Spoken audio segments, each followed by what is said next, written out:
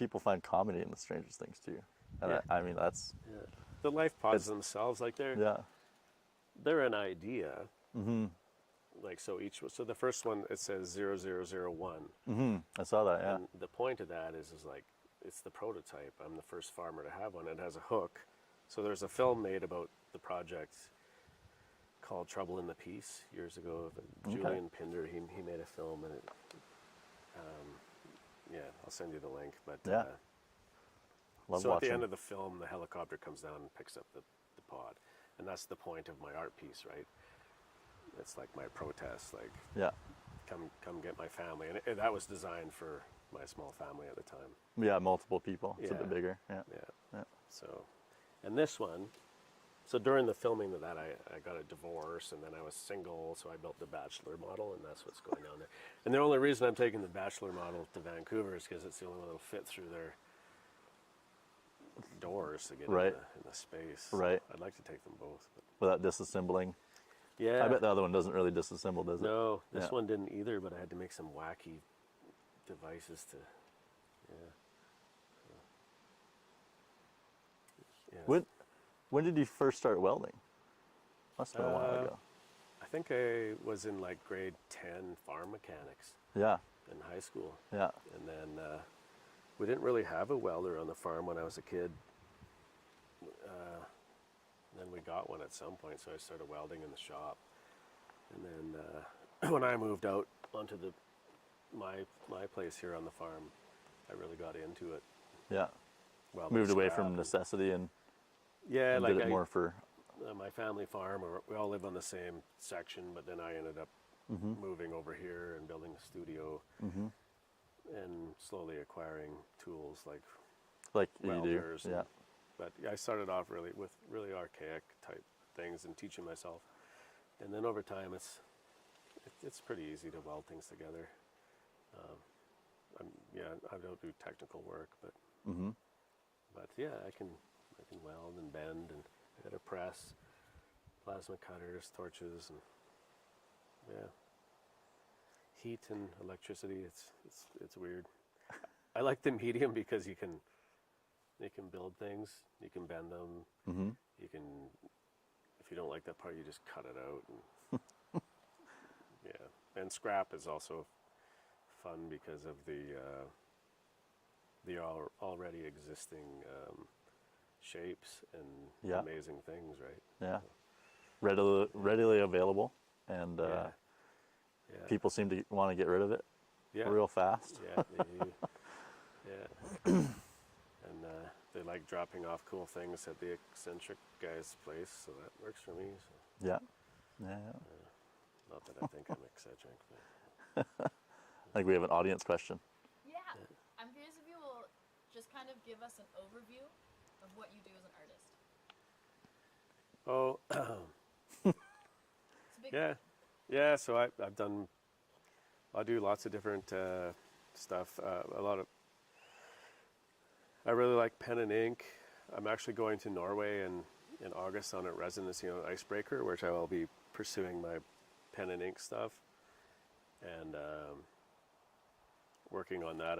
That's kind of what I want to work through this winter, is pursuing that. But otherwise, I do like photography, welding, big sculpture stuff. I like every time I build something big. Like I took this thing down to Penticton, and then I brought it back, or it was kind of a scramble to get it done for this, and it sat on the waterfront for a year, and I was hauling down these other sculptures.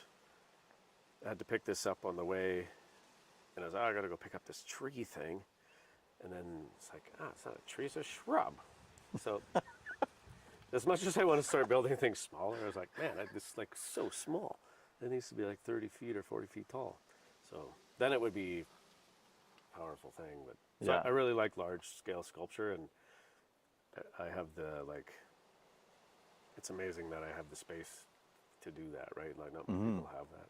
So I'll probably keep pursuing that because I really like it, and I do have the luxury of being able to do that.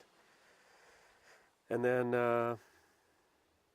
Yeah, I do a lot of mixed media. I was into film and video for a long time. I really tried that really hard. I don't know how old I was, but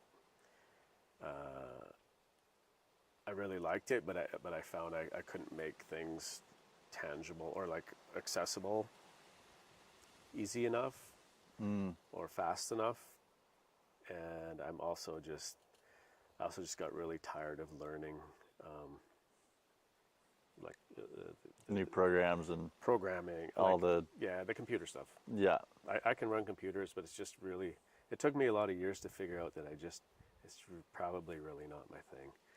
So The behind the scenes work of it yeah, can be a little like a I little know what I slower. want to see, but to make that is without a lot of help. And I've always worked like independently, and so without that changes things. So.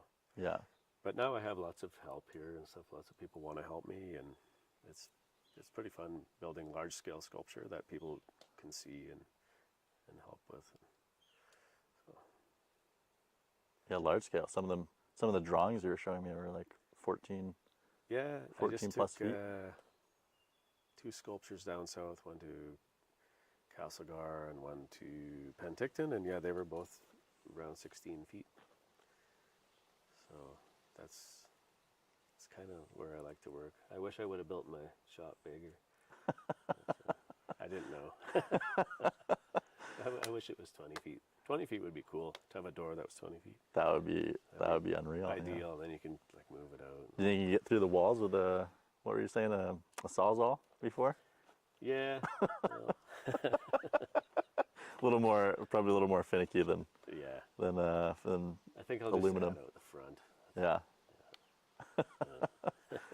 Then I guess the only thing would be limiting would be loading and bridges in transport. Yeah, Hey. that's why you have to like. Yeah, Yeah, that's why this is on tipped its over, side. right? Yeah. That's really complicated to do that. Well, for me, and I like, bet. I have a Yeah. boat winch system. It's just crazy because Right. I have to go through double doors into this courtyard Right. and then stand it up. So. Yeah, and this thing's on wheels, isn't it? Yeah, but Yeah. it's not supposed to be. But I had to build wheels just to get it through the entrance. Right. Yeah. it's Is it pretty just cool. you going down there and setting up, or do you have a couple hands, or? Yeah, my partner's coming with me, Mm-hmm. Natalie, and I have some artist friends in Vancouver. They're going to show up, and then Cape. These doctors are going to have some volunteers. So Right. even if the wheels fail, like maybe we can all just pack it. My coffin's like probably 600 pounds, so but it has the rails, so I need some pallbearers for that, which usually are around. Yeah. Yeah. And the Something rest of it is like that big iron frame there holds a giant photograph that's meant to be outside, and that's of the original life pod. Yeah, with my horses and stuff around it. So What's the photograph on? aluminum. Yeah. Yeah, printed on aluminum. How do you print on aluminum? I just send my image to a company. Okay. In Vancouver, actually. Okay. Yeah, and then I do like fine art stuff. So there's in another case is a kind of a mixed media piece of. It stands on a wall. It's about 7 feet. It's an old door, and I have these amazing friends that like are heroes of mine that farm with horses still. Mm-hmm. So it's like an image of them, but you can open a door inside the image, and then I have a video display that loops behind the door of them and their processes and all of what they do. It's like about a 20-minute loop. And then you can close the door. So it's kind of neat if people close the door and then they can walk up to the piece and open the door to see It starts over again, or? to see Yeah. the people's, to see what they do. That's incredible. So that's my indoor stuff. Yeah. And then, I'm just sending a kind of a looping video that will play in the indoor space during this show that will just play a loop of like images from around here, beautiful stuff, nasty stuff, and with a soundtrack of nature, oil and gas industry stuff, farm stuff, and some music from the same family. They're also musicians. So it kind of ties it all together as kind of a concerned farmer type Yeah. show about the land, and I like and I'm not anti-industry. It's just like I feel in this area that it is a bit of the Wild West still, with checks and balances and stuff like that. And I think it's appropriate to still raise awareness for those types of issues. Yeah. So Know what's going on in your neighborhood and yeah, your surrounding area and your yeah. region. Kind of been enveloped by it, you know, Yeah. as that's how things go. But it's something that marches on. Yeah. And, I find I find as like a rural resident, there's almost like a forced complacency.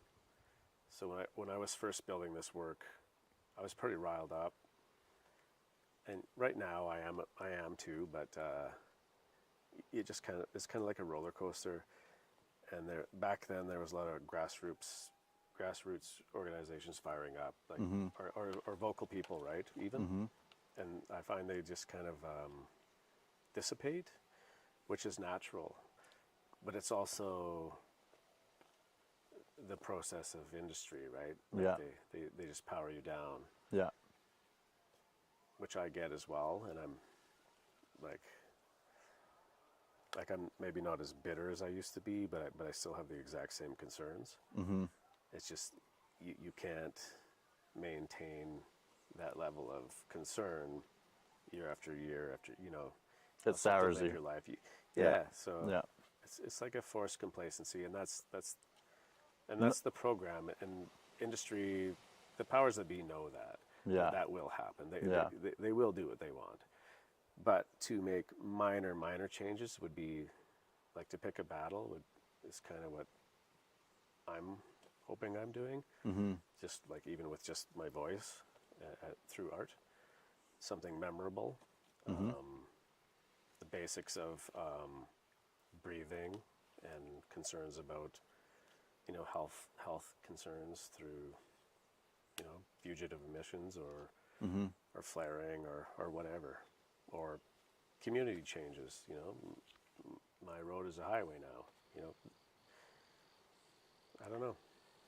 So Yeah.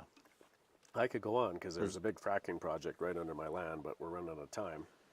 But so I got a 7-day notice for a massive fracking project. 7 days notice is what I got. And then I get the notification. I can't read the map. In the old days, they'd actually send you a map. Right. Now you get a thing. It's a so little ridiculous and blurry. It's actually that blurry that, like, okay, so they bring me a new map. And then I find out, okay, the actual detonation of the fracking job, which is 1.5 miles or 2 miles that way, where the actual fracturing is happening, is right here, like 100 meters from here. They're going in, but over. It's directional drilling, Right. But the fracturing is under my home. Like it might be on that guy's land, but we're sitting here. Sure, that's 200 meters. Oh, you could throw your water bottle over there easy. So 7 days notice. 7 and days then you notice. have 30 days to respond. But they've been hauling water for 30 days. They've been hauling frac sand already.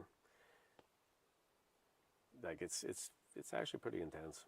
If you don't see it around here because it's beautiful but it is a labyrinth under here of pipes. Yeah. And that we don't. I can't even imagine It's what it looks crazy. like, the cheese wheel under crazy. here. Yeah. And the fracturing, remember when I talked about that pipeline, 90 meters? So they're fracturing underneath that pipeline that I was worried about already, that I went to tribunal for, because I was worried about the integrity of that old line being with an increase of 1.4% H2S. Yeah. Now they're going to fracture underneath that line. Yeah.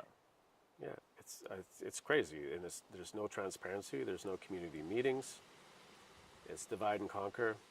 It's dangerous, I think. That's a lot going on. Yeah. in, you Yeah. know. I also spent some time in like rural India, and they, with like, there's over 1 billion there now. They rely on aquifers and all sorts of like, they rely on groundwater to feed and create farming or import food, right? Here we have some of the best farmland in Canada. We're going into a stage 5 drought. We're fracking with like the Wild West. What if we need our groundwater to irrigate? I mean, Just like, because we they used do, to they but- used to rely on the weather. We've always relied on the weather. What if at some point in 50 to 70 years we need our groundwater and we're going to have to deal with the mess we made? So that's another issue I've had that I want to cram in there, but anyway, because groundwater is very important, or like aquifers and water table, rivers and water you table. you kind of get one shot of that. Yeah, That's, yeah, I think we'll be irrigating here at some point, yeah, and just what are we going to use? yeah, yeah.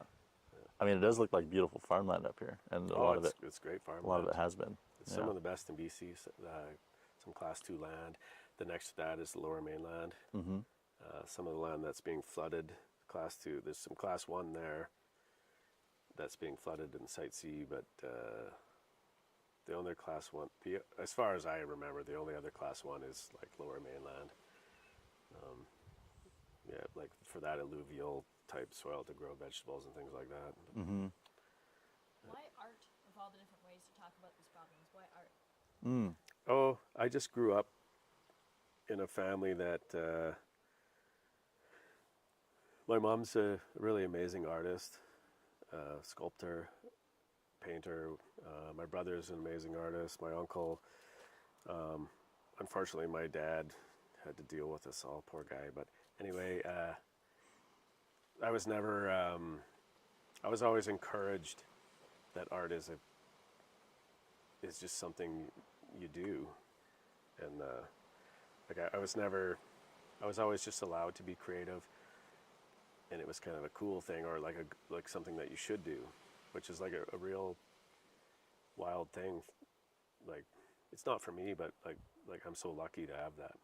So then I've never been a real vocal guy, or I don't have a lot of education or things like that. But I think for myself,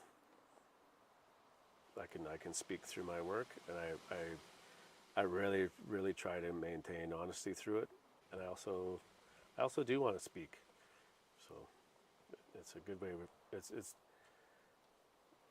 like, I'm not the best at like this type of thing, but I can speak, and I can be more powerful that way, with more articulate, I guess. So that's kind of why I keep doing it. And, I think that's a good motivator. and it also just keeps me healthier. It's Yeah. something to do. Yeah, And keeps you moving.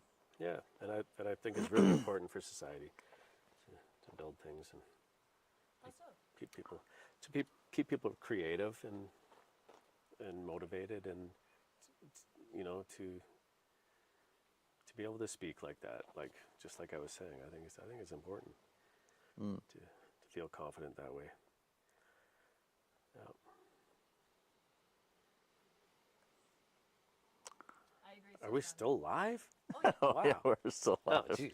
Thought we were wrapping up this interview. we are getting close to that. We haven't even touched on. Well, we barely touched on your. I'll put the pun in there. We grazed on your water travels a little bit. Oh yeah. We didn't even touch on your summer getaways Oh yeah. and your horse work, your ferrying work. Yeah, I'm not the farrier. I was just going over to help my friends who are learning, but Yeah. my back's too bad. But yeah, we have always had a lot of horses around here, and I do. Over the last decade, I've taken like groups of artists out and on trips into the mountains, and kind of like a bit of a guide. I'm not a hunting guide, but more of just a sightseeing experience guide type Yeah. thing, and I'm hoping to pursue that a bit more. But we have about 10 to 15 horses here all the time that I can pack them and ride them and take guests, and So I've done quite a bit of that, and yeah, and I guess I grew up with riding horses because of the cattle farm. I grew up on a cattle. This is a cattle farm originally, Right. so like cowboy stuff. And, Right. This is always readily available. yeah, and then going into the mountains was something I discovered. Yeah, probably 15, 20 years ago, and been doing that ever since. And that's how I met my partner and stuff like that. And then before that, I was doing a lot of adventuring in the Arctic and by canoe. That was kind of my 20s, Right. which was cool. Right. Yeah, one thing I think that is kind of cool that I did is I canoed right from here, from my farm, where the runoff, and I followed it all the way to Tuktoyaktuk, which was like quite a thing. But That is quite the journey. yeah, it was quite the voyage. 93 days. Seems very fast. Yeah, it was a slog. Yeah. Not a lot of downtime, hey? Yeah, lots of downtime actually because of the winds. Like Great Backwind? Slave Lake is like an Or, ocean Yeah. pounding, and so you can only to canoe you'd have to go way out into the lake, and then you could ride it like a log. Okay. But then coming into the shore, Right. That's when you get the headwind. it's really dangerous. Because you have all your gear, and so. And then did that, and I did quite a few trips out of Yellowknife over into the Arctic. A couple trips into Nunavut. So I spent my mid-20s canoeing the Arctic, like in the summer, Right. and then I got back into horses, Right. which I feel more comfortable with, actually. I always found the rivers kind of scary, so I don't know why I did it. I mean, horses and rivers can be equally as. It's way more fun on a horse because you can go to the top of the mountain or you can go down through the river. It's more fun, Right. and I really like traveling with.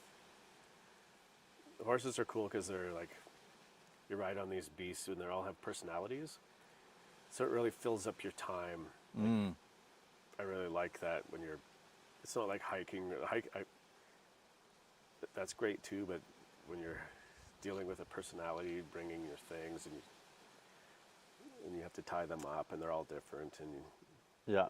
you have to feed them at night, and They all have their I different really like how it quirks. And- fills up your time interacting with not just people, but the animals and nature, and how we all deal with it differently, and it's quite a bit of fun. It's a different way to travel for sure. Yeah, I haven't experienced it, but I'd love to do that. yeah, it's really Horse fun. trip sometime, definitely. Yeah, we'll keep my card. Oh, we've got it saved. Yeah. 30 minutes is such a short time to try and get anything worthwhile. But I think we nailed it there. Yeah. And but is there anything that you want to touch on? We haven't quite touched on yet. I don't think so. I'll probably think about it later. I've just been kind of so Your mind- crammed your- today, yeah. getting ready for this show. You've got 5 o'clock start tomorrow. Yeah, I think it's going to be a cool show. I really like the work that CAPE is doing. They're just a non-for-profit society of just professionals that are really concerned. And I've worked with them before, and I'm not sure, but I'm guessing the reason that I've been invited again is because I just really like to be genuine, and, Right. and like That definitely straight shows. up. Yeah. And I acknowledge that often I'm a hypocrite living in this luxurious land, but I also want to say that and make sure people know what's happening and some of the flaws I've witnessed. That's not a word, witnessed it. It's good.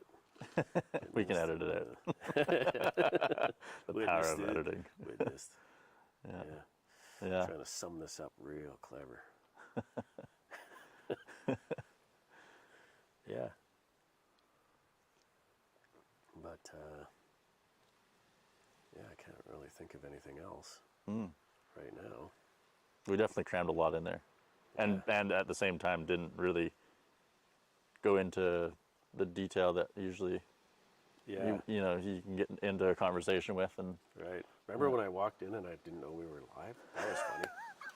that was great. We can walk right out now if you want. I forgot. Yeah. That was Oh, funny. thanks for sitting down with us. I really appreciate you cramming us in here. It's Yeah, well, the thanks schedule for you popping got. by. This was a really impromptu thing. Yeah, And yeah. hopefully it was We're just so easy. glad we were able to catch you Yeah, cool. and able to make the time work. And Yeah, yeah, right on. thank you. Looking forward to going to the show, and we can put all the information for it up on the Okay. Oh, the yeah, episode please there. do. That'd be Yeah. awesome. yeah. Yeah. All right, folks. Thanks for tuning in. Tune